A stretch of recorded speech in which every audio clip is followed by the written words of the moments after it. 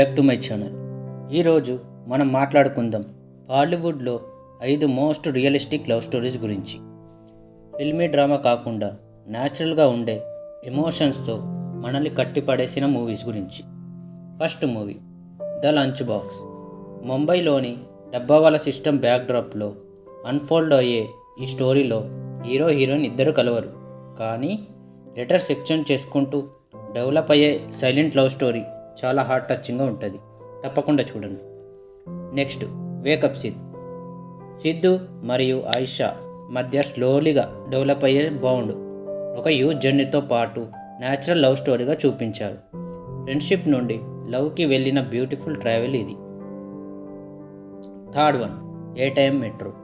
హైదరాబాద్ మెట్రోలో కలిసిన స్ట్రేంజర్స్ మధ్య జరిగే లవ్ స్టోరీ. లైఫ్ పైన ఎమోషన్స్ కన్వర్జేషన్స్తో జెన్యూన్గా ఫీల్ అవుతుంది.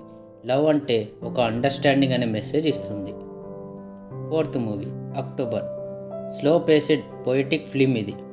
డాన్ క్యారెక్టర్ సెల్ఫ్లెస్గా హీరోయిన్ గురించి చేసిన కేర్ గురించి, అది రియల్ లవ్కి పర్ఫెక్ట్ ఎగ్జాంపుల్.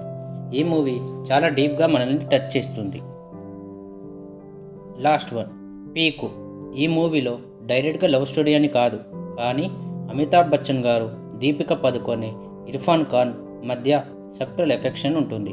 స్మాల్ మూమెంట్స్తో చాలా న్యాచురల్గా చూపించారు. ఫ్యామిలీ బ్యాక్డ్రాప్లో జెన్యూన్ ఎమోషన్స్తో మూవీని చాలా రియలిస్టిక్గా చూపించారు. ఇది నా లిస్ట్లో top 5 most realistic love stories in Bollywood. ఈ మూవీస్లో నాకు పర్సనల్లీ చాలా కనెక్ట్ అయింది the lunch box and October. Me favourite real love story movie ఏంటి కామెంట్లో చెప్పండి. వీడియో నచ్చితే లైక్ చేయండి, ఛానల్కి సబ్స్క్రైబ్ చేయండి. మళ్ళీ నెక్స్ట్ వీడియోలో కలుద్దాం.